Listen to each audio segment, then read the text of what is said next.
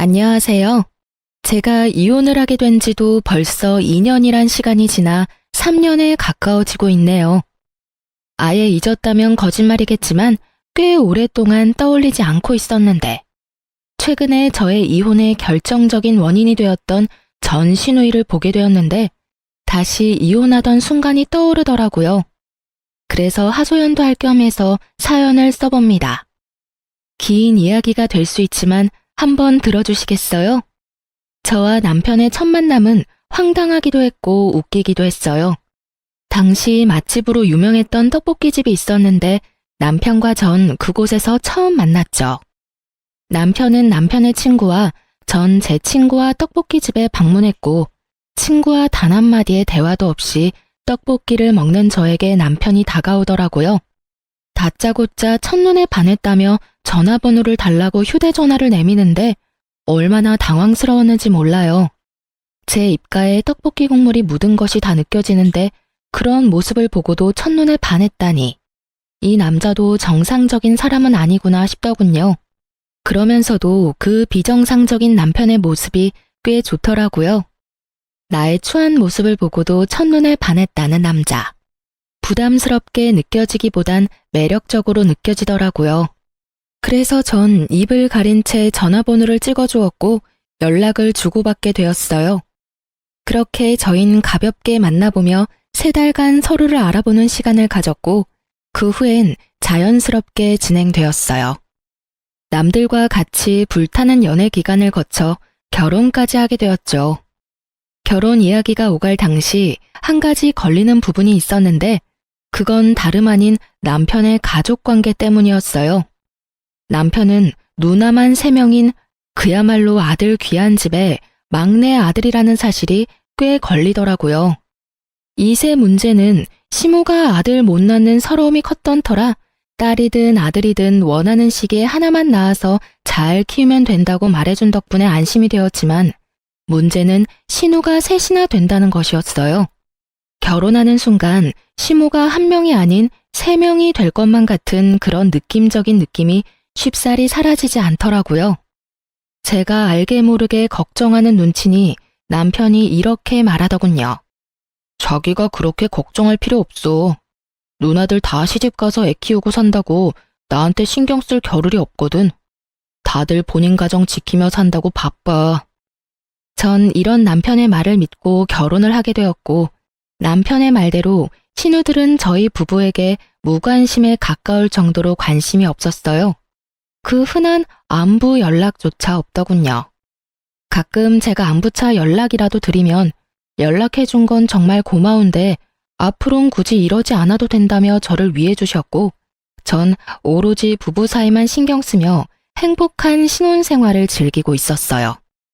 그렇게 행복한 4년이 지나고 잘 사는 줄만 알았던 둘째 시누이가 남편의 외도로 인해 갑작스럽게 이혼하게 되었고, 새로운 둥지를 시댁에 틀게 되며 저희의 다툼은 시작되었어요.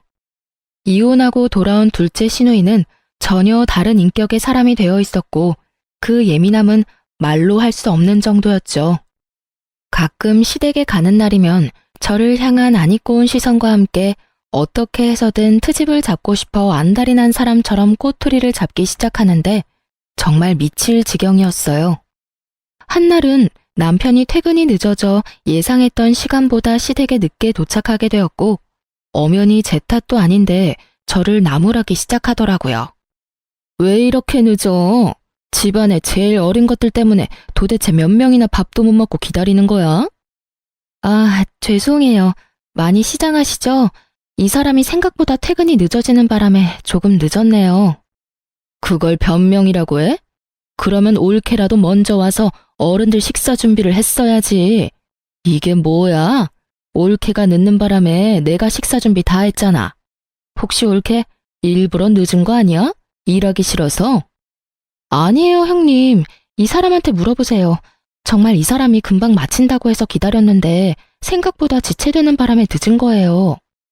전 억울함을 토해내며 남편을 향해 얼른 돕지 않고 뭐하냐는 눈빛을 보냈고, 이런 제 마음을 알아챈 남편이 제 말에 동의를 하며 제 편을 들어주더라고요. 비록 그 동맹은 길지 않았지만요. 아니야, 누나.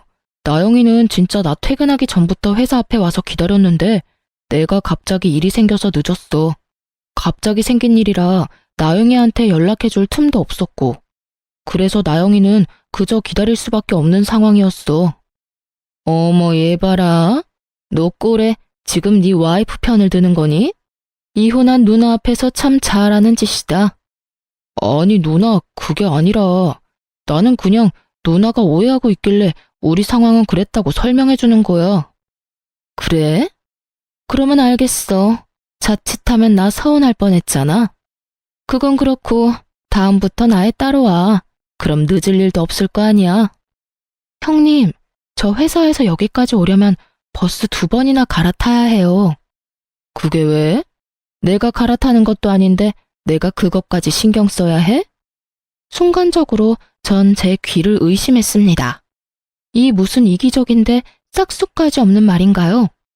이럴 때야말로 남편이 나서 한 소리를 해줘야 하는 타이밍인데 남편 놈은 누나에게 핀잔 한 번 얻어먹었다고 저와 눈도 마주치지 않으며 온몸으로 이 상황을 회피하고 있더군요. 아니, 형님, 무슨 말을 그렇게 섭섭하게 하세요? 내 말이 뭐? 내 말이 틀렸어? 형님 말대로라면 형님이 음식을 하든 말든 제가 하는 것도 아닌데 남편 차 타면 편하게 올 수 있는 시댁을 왜 제가 버스를 2번씩이나 갈아타면서 일찍 와야 해요? 그렇지 않나요? 뭐야? 그야 당연히 올케가 며느리니까 일찍 와서 어른들 식사 준비해야 할 거 아니야.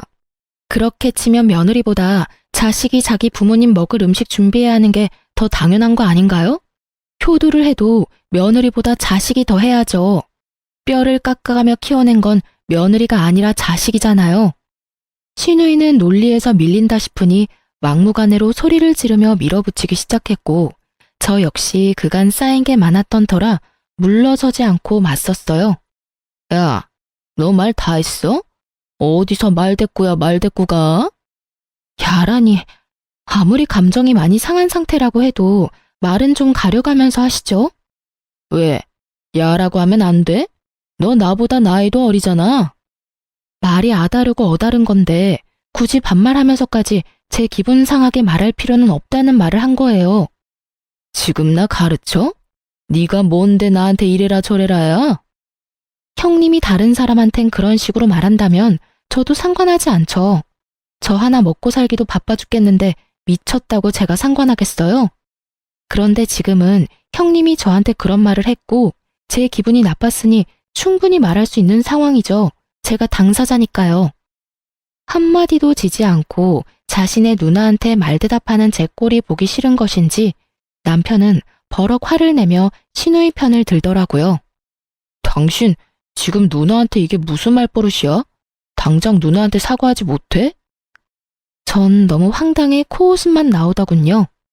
남편은 저에게 사과를 강요했고 전 그런 남편의 말을 무시한 채 시댁에서 머물 때 쓰는 저희 방으로 들어가 버렸습니다. 뒤이어 남편이 따라 들어오고 자신이 생각해도 너무했다 싶었는지 늘 하던 식상한 멘트를 날리기 시작하더라고요. 당신도 잘 알잖아. 내가 말은 그렇게 해도 당신 편이라는 걸. 요즘 누나가 상황이 그렇다 보니까 좀 많이 예민해. 당신도 알다시피 누나가 원래 그런 사람은 아니었잖아. 그러니까 당신이 조금만 이해해줘. 이 시기만 지나면 곧 괜찮아질 거야. 응? 남편의 말을 듣고 있자니 짜증이 확 솟구치더군요. 그런 게 어디 있어? 형님은 원래 그런 사람이 아닌 게 아니라 애초에 그런 사람이기에 지금 저렇게 행동하는 거야. 알겠어? 그리고 내가 처음부터 이랬어. 나도 처음엔 형님 잘 대해주려고 애썼어. 그런데 나만 애쓰면 뭐해? 상대방은 나랑 잘 지낼 생각조차 없어 보이는데. 내가 무슨 형님 봉이야? 형님 샌드백이야? 왜 애꿎은 나한테 화풀이를 하시냐 이 말이야.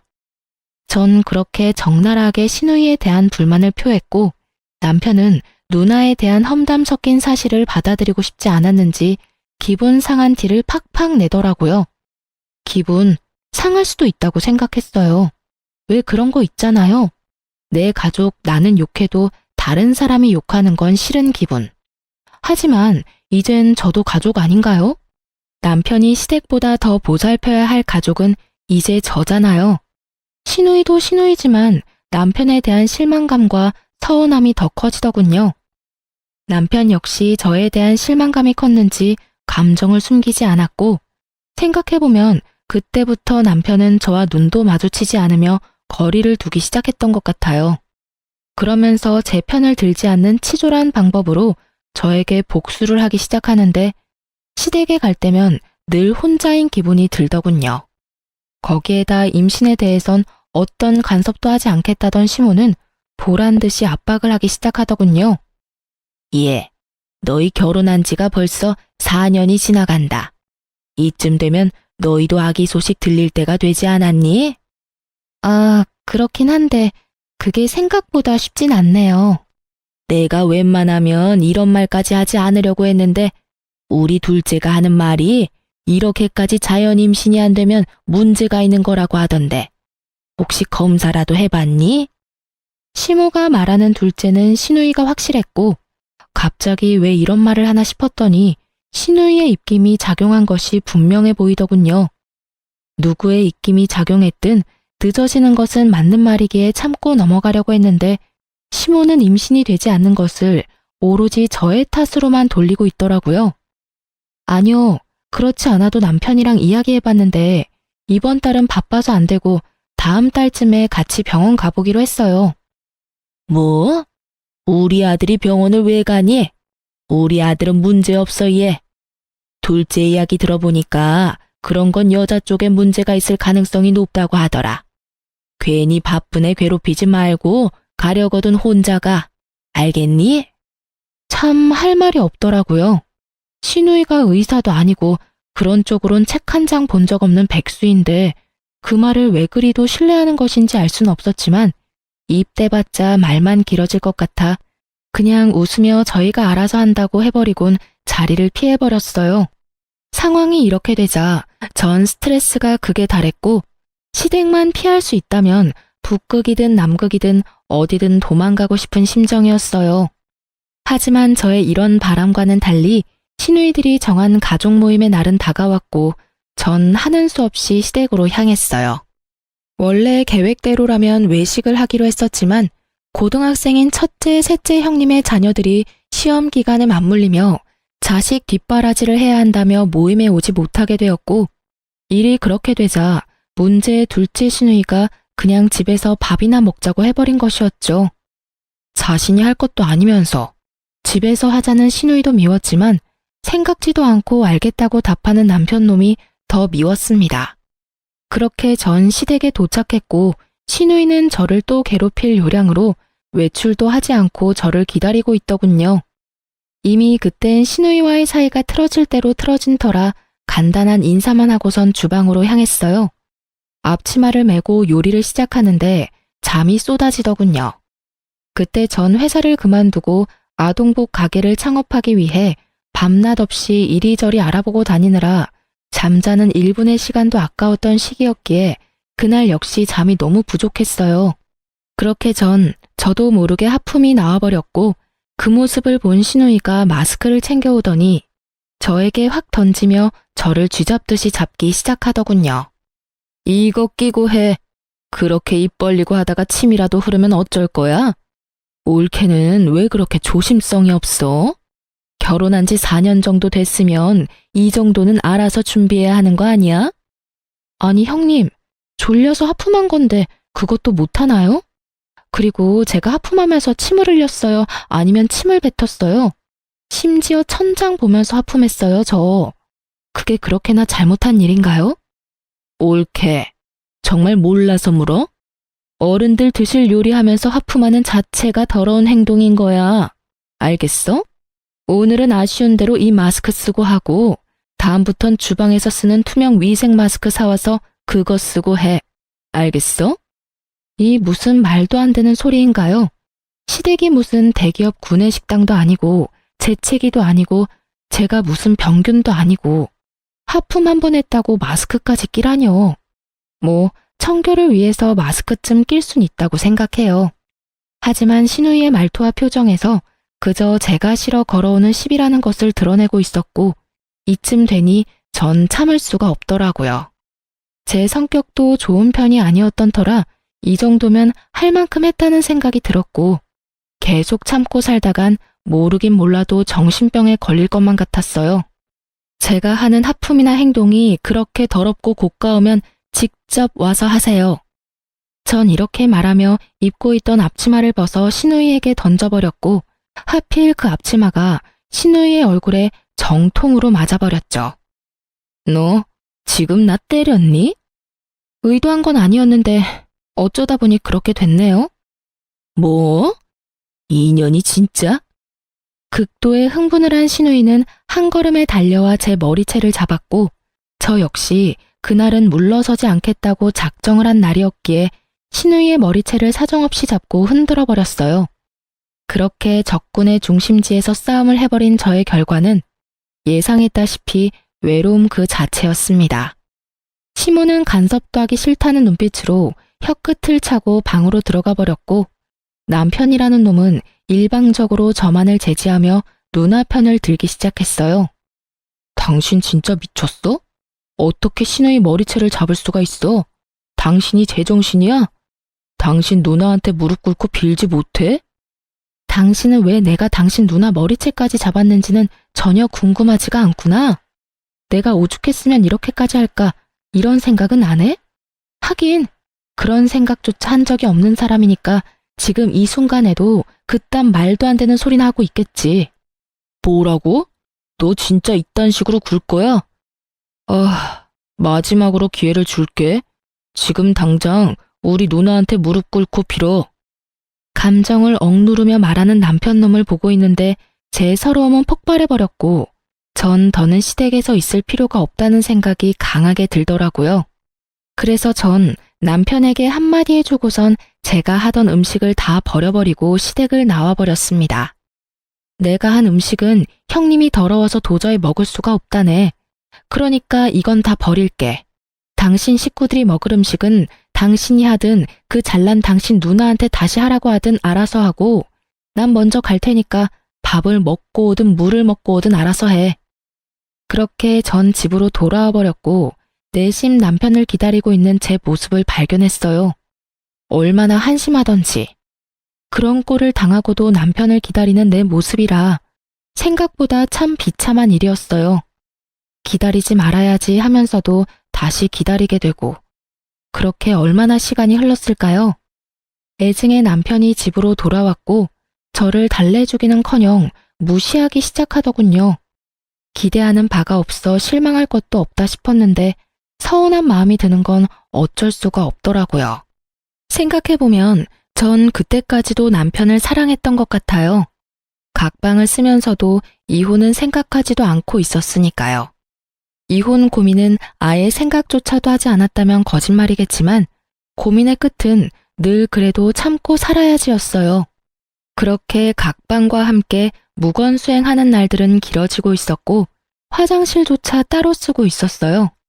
남편은 거실, 저는 안방에 있는 화장실을 쓰고 있었죠. 그러던 어느 날 남편이 쓰던 화장실 변기가 고장이 났고 하는 수 없이 제 화장실을 함께 쓰게 되었어요.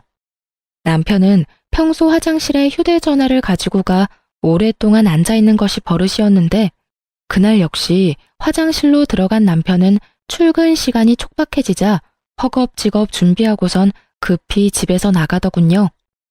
남편이 나간 후 저 역시 씻기 위해 화장실로 들어갔고 선반 위엔 남편이 깜빡하고 두고 간 남편의 휴대전화가 덩그러니 올려져 있더라고요.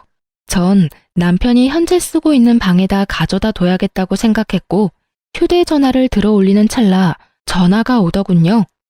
주대리. 액정에 보이는 것은 주대리였어요. 순간적으로 드는 생각이 출근한 남편이 휴대전화가 없음을 알고 주대리의 휴대폰을 빌려 전화했구나 싶었죠. 전 그렇게 아무런 의심도 없이 전화를 받았지만 생각했던 남편의 목소리가 아니었죠. 아니, 정확히 말하자면 상대방이 아무 말을 안 하더군요. 쎄한 마음이 들어 다시 한번 누구냐며 말을 꺼냈어요. 여보세요? 여보세요? 말씀하세요. 저 이 휴대전화 주인 아내 되는 사람인데요. 저희 남편이 휴대전화를 두고 갔는데 알고 전화하신 거 아니에요? 아, 아니에요. 전화를 잘못 건 것 같네요. 그렇게 전화가 끊겼는데 이상하더라고요. 당연히 남자일 줄 알았던 주대리가 여자인 것도 이상했지만 무엇보다 이상했던 것은 떡하니 남편 휴대전화엔 저장되어 있는 번호인데 잘못 걸었다며 끊어버리니까요. 물론 남편과 아는 사이이긴 하지만 남편에게 전화를 걸려는 것이 아니었을 수도 있겠죠. 하지만 저의 직감은 무언가 큰 것이 저를 기다리고 있다는 느낌이 강하게 들더군요. 전 남편의 휴대전화를 살펴보기로 했고 평소 남편이 비밀번호를 바꿀 때마다 탁상용 달력 뒤편에 메모한다는 사실을 알고 있던 전 쉽게 남편의 비밀번호를 알아내 판도라의 상자를 열게 되었던 거죠. 그곳엔 제가 미처 알지 못했고 상상하지도 못했던 사실들이 가득하더군요. 잠금을 풀어낸 저는 주대리와 주고받은 대화부터 찾았고 그건 어렵지 않더라고요. 대화가 상단에 고정된 상태였으니까요. 주대리의 정체는 여러분이 생각하시는 대로 회사 동료가 아닌 현재 남편과 만나고 있는 상간녀였어요.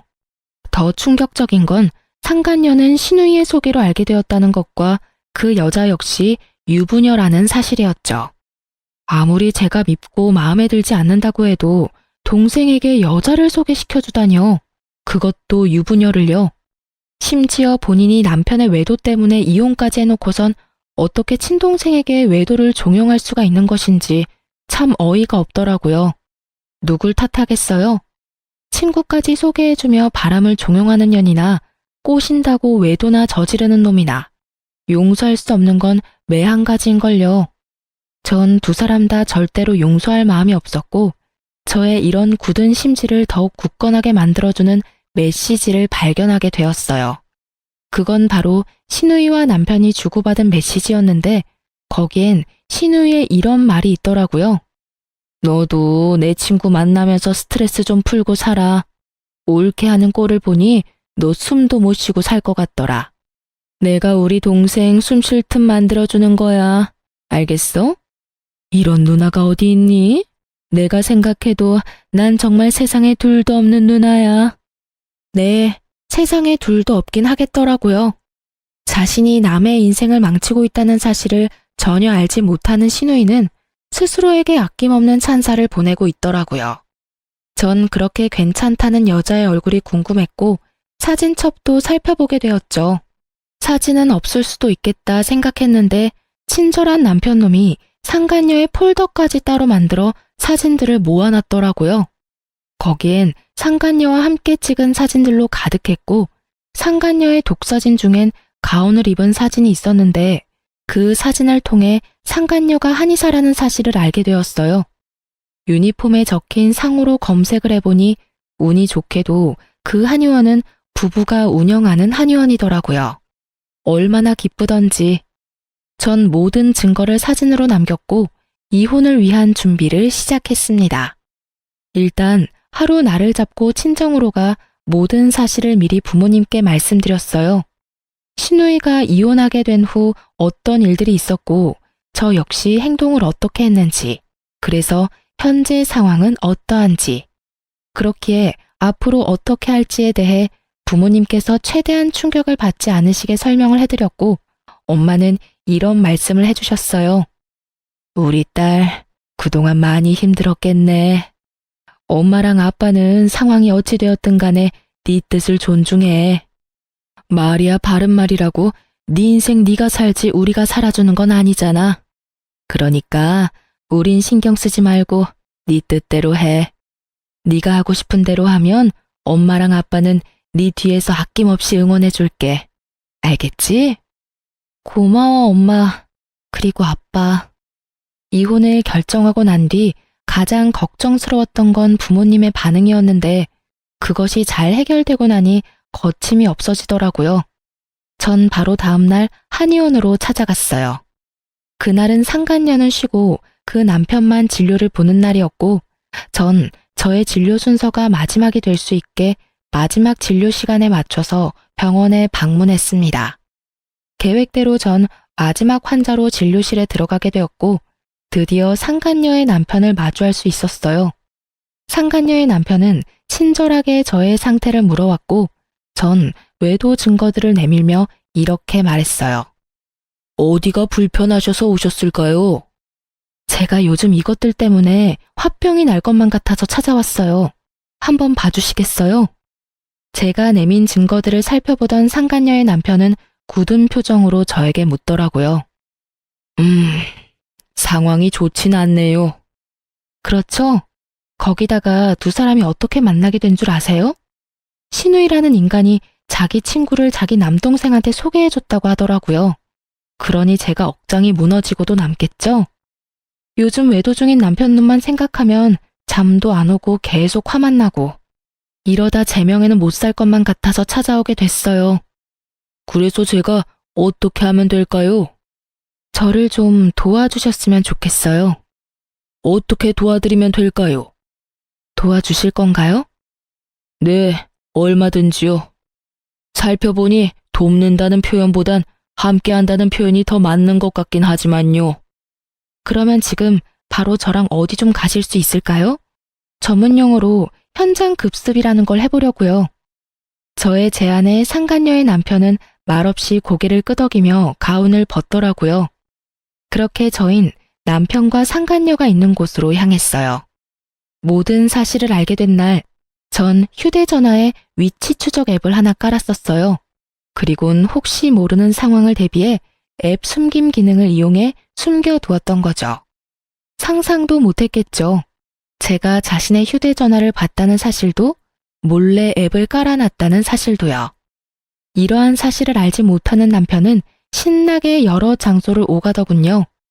드디어 남편의 위치가 한 곳에 멈추고 저와 상간녀의 남편은 앱이 알려주는 곳으로 향했고 앱의 정확도가 떨어져 그 주변을 맴돌기 시작했어요. 그러던 와중 남편의 차를 발견하게 되었고 그곳에서 남편을 발견하게 되었습니다. 남편은 고급 레스토랑에 있었는데 옆자리엔 상간녀가 앞자리엔 신우이가 자리하고 있더군요. 어쩜 그렇게 화기애애하게 모여 있을 수가 있는지 그 모습을 보는데 화는커녕 허탈하더라고요. 저라고 처음부터 신우이에게 그렇게 막대먹게 군 건 아니었어요. 처음 신우이가 이혼하고 돌아왔을 땐 저도 신우이에게 살갑게 굴며 잘 대해주려고 했었어요. 안쓰럽기도 했던 것 같아요. 다른 것도 아닌 믿었던 남편에게 배신당하고 돌아온 신우이였으니까요. 같은 여자로서 그리고 가족으로서 한 사람을 진심으로 보듬어 주려고 애썼었는데 그런 저의 마음을 짓밟고 막대했던 건 다름 아닌 신우이였습니다. 저에겐 그렇게 상식이란 없는 사람처럼 막대하더니 그곳에 웃고 있는 모습을 보는데 참 허탈하더군요. 남편의 미소도 마찬가지였었고요. 그런 저와는 달리 상간녀의 남편은 더욱 굳은 표정을 하며 그 인간들에게 다가가고 있더군요. 저도 그 뒤를 따랐고 아무것도 모르는 상간녀와 제 남편은 신우의 시선에도 아랑곳하지 않고 서로 음식을 먹여주며 손을 잡고 있더군요. 테이블에 가까워지자 저희를 먼저 발견한 신우이가 두 사람에게 빨리 떨어지라는 사인을 보내는 듯 했지만 눈치를 사이좋게 쌈 싸먹은 남편과 상간녀는 계속해서 애정행각을 벌이더라고요. 이윽고 저희가 테이블 앞에 섰을 때 놀란 상간녀가 남편의 손길을 뿌리치며 그 자리에서 벌떡 일어섰지만 이미 늦은 일이었죠. 이미 걸어오며 볼 꼴 못 볼 꼴을 다 본 후였으니까요. 자리에서 일어난 상간녀는 신우이를 손가락으로 가리키며 자기 남편을 향해 변명 섞인 설명을 하기 시작하더라고요. 그게 여보, 이게 어떻게 된 일이냐면 당신도 내 친구 알지? 얘가 내 친구인데 남동생이랑 저녁을 먹고 있다길래 친구도 볼 겸 혼자 먹기 싫기도 해서 겸사겸사 합석해서 먹고 있었어. 정말이야. 어느 정도는 맞는 말이긴 하더군요. 두 사람이 남매 사이가 맞긴 하니까요. 상간녀의 되지도 않는 변명을 듣던 상간녀의 남편은 낮게 깔린 목소리로 말했어요. 넌 내가 병신으로 보이니? 뻔뻔하게 거짓말 좀 그만해. 서로 음식도 먹여주고 손도 주물럭거리면서 좋아 죽는 거 내가 다 봤어. 난 당신이 그런 식으로도 웃을 수 있는 사람인 건 또 몰랐네. 그렇게 행복했으면 진작 말하지 그랬어. 그러면 내가 미련 없이 놔줬을 텐데 말이야. 낮게 깔려 감정도 없는 그 목소리가 더욱 무섭게 느껴지더라고요. 상간녀 역시 그러했는지 그 자리에서 무릎을 꿇더니 애원하기 시작하더군요. 아니야, 여보. 왜 그렇게 무서운 말을 해? 난 당신밖에 없어. 난 당신 옆에 있어야 비로소 행복하다는 거 당신이 더 잘 알잖아. 글쎄, 나도 그런 줄 알고 살았는데 오늘 내가 보고 들은 건 내가 이때껏 알았던 사실과는 좀 상반되더라고. 뭘 보고 뭘 들었든 내가 다 설명할 수 있어. 정말이야, 여보. 제발 내 말 좀 들어줘. 나한테 한 번만 더 기회를 줘. 아니, 아니야. 대화할 필요도 없고 기회를 줄 생각도 없어. 그냥 그 남자랑 살아. 그게 나를 위한 일이니까. 깔끔하게 이혼하고 한의원에도 출근하지 마. 어차피 당신 환자라고 해봤자 얼마 되지도 않는데 쉬면 감 잃을까봐 굳이 진료 보라고 한 거였으니까 이왕 이렇게 된 김에 그 좋아 죽는 남자랑 사랑놀이나 하면서 푹 쉬어. 짐은 다 싸서 친정으로 보내줄 테니까 집에도 올 필요 없어. 그럼 가볼게. 상간녀의 남편은 하고 싶은 말은 다 한 듯 저에게 연락한다는 말을 남기고 자리를 떠버렸고 상간녀 역시 남편의 뒤를 따라 나가더라고요. 남편은 그제야 저에게 무릎을 꿇고 빌기 시작하더군요. 여보, 내가 잘못했어. 내가 미쳤었나 봐. 처음엔 그냥 친한 누나 동생으로 지냈는데 그게 어쩌다 보니 이렇게 됐어. 그게 정말 실수야. 남편이라고 무슨 할 말이 있겠어요? 그냥 분위기상 빌기는 해야겠고 변명이라는 것도 해야 하니 아무 말이나 짓거린다는 느낌밖에 들지 않더라고요. 그렇지 않아도 이 상황이 유쾌하지 않은데 더 유쾌하지 않은 말이 신우이의 입을 통해 나오기 시작하더라고요. 넌 무슨 큰 죄를 지었다고 무릎까지 꿇어? 네가 잘못한 게 뭐 있다고? 잘못은 너보다 올케한테 있지. 그렇지 않아, 올케? 입으로 뱉는다고 다 말이 아닐 텐데 이것도 말이라고 짓거리는 신우이를 보고 있는데 참 기가 막히더군요. 계속 해보세요. 어디까지 헛소리 하나 드러나 보게요. 말이나 바른 말이라고. 그렇잖아. 올케가 내 동생 키를 얼마나 죽였어? 뻑하면 눈치 주고 잔소리하고. 그것뿐이야? 시댁하고 잘 지내보려는 노력도 하지 않고 말대꾸나 꼬박꼬박 하지를 않나 신우이 머리채를 잡지 않나. 올케가 그딴 식으로 구니까 얘가 바람을 안 피우고 배기겠어?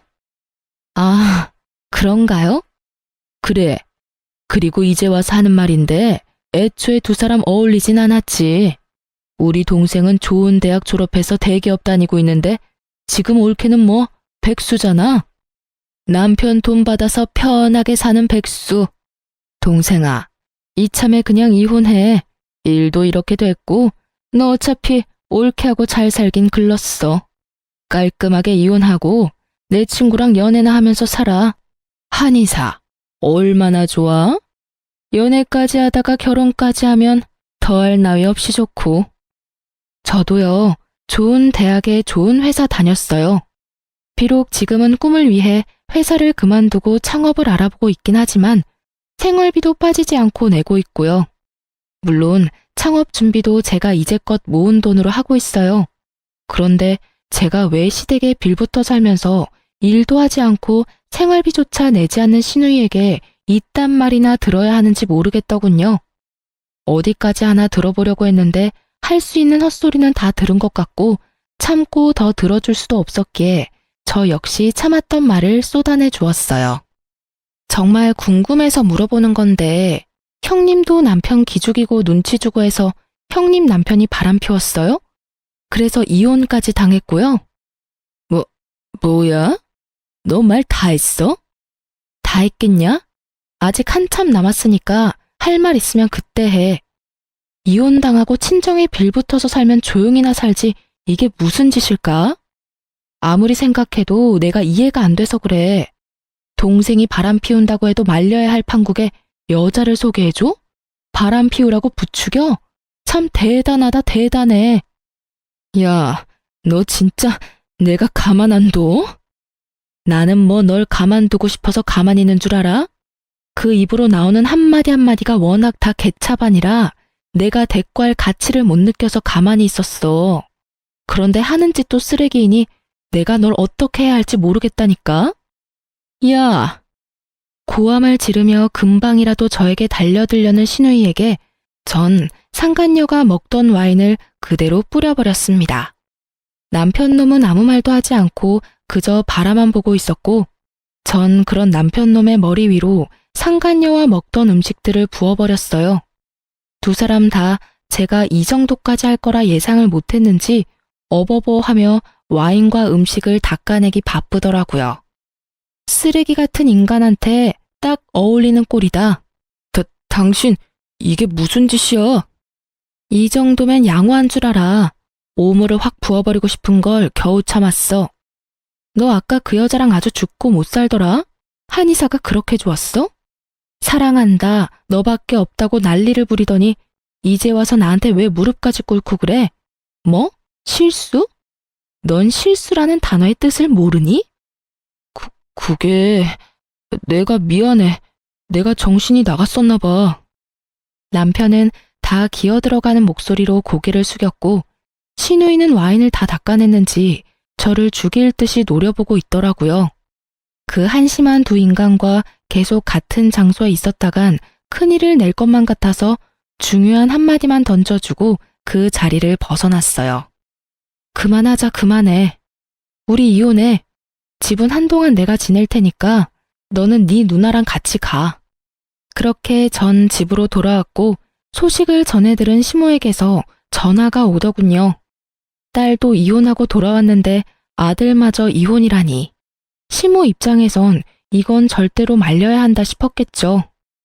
아가, 이게 무슨 일이니 도대체? 이혼이라니? 말 그대로예요. 저 어머님 아들이랑 이혼하려고요. 갑자기 왜 그래? 너희 싸웠니? 아니, 아무리 싸웠다고 해도 이혼이 그렇게 쉽게 결정할 문제야? 상황이 이렇게 심각한데 이 와중에 시모에게 아무 말도 하지 않은 것 같더라고요. 숨긴다고 숨겨줄 것도 아닌데. 그래서 전 있는 사실 그대로 시모에게 알려줬어요. 그냥 싸워서 헤어진 게 아니고요. 남편이 바람 피워서 이혼하고 돌아온 어머님 딸이 충격이 컸는지 자기 친구를 어머님 아들한테 소개해줬더라고요. 뭐라고? 그게 사실이야? 놀랍게도 사실이에요.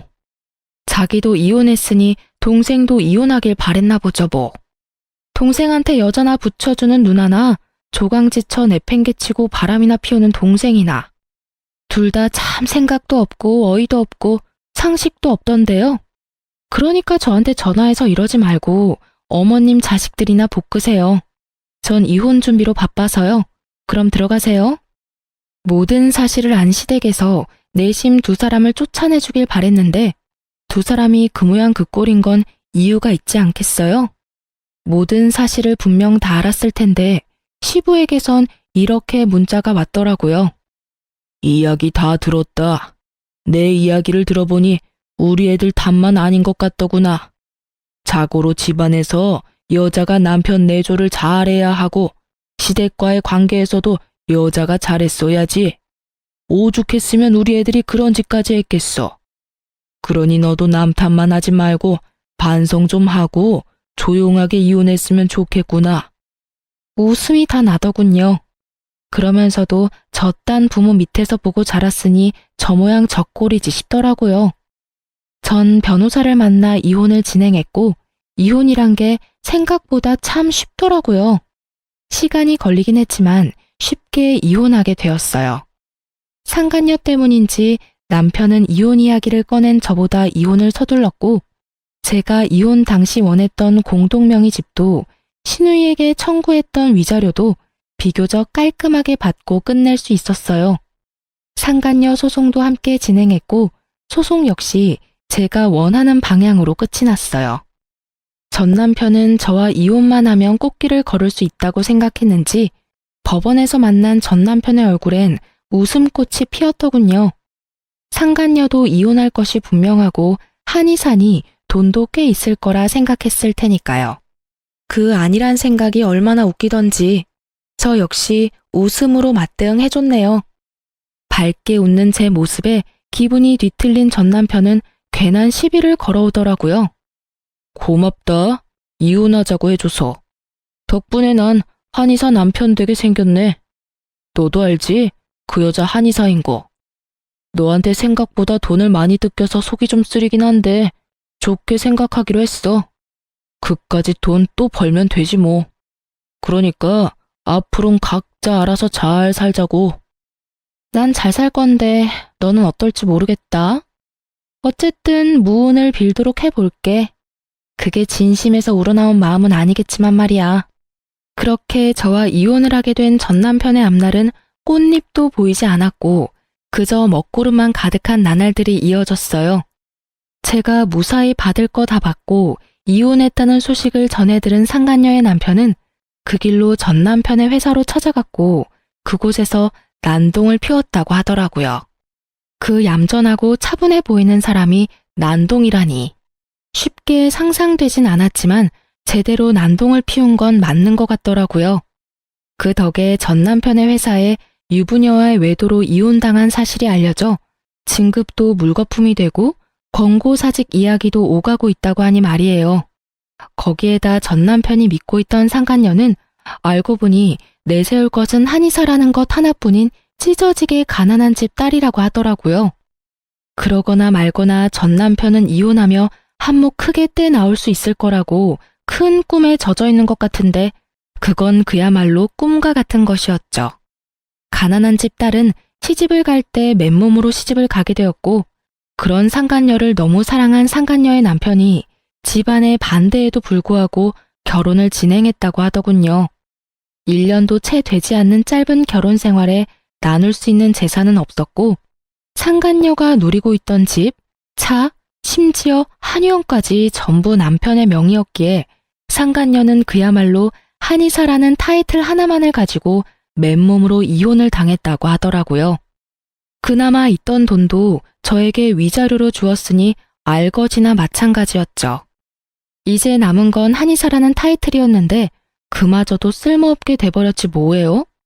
그 업계에 상간녀의 전 남편이 이혼했다는 소식과 함께 상간녀가 얼마나 추악한 짓을 하고 돌아다녀 이혼당하게 되었는지까지 소문이 다 나버렸다고 하니까요. 아마 한동안 취업은 어려울 것이라고 하더군요. 남편도 상간녀도 가진 것이 없으니 개업은 더욱 힘든 일이겠죠?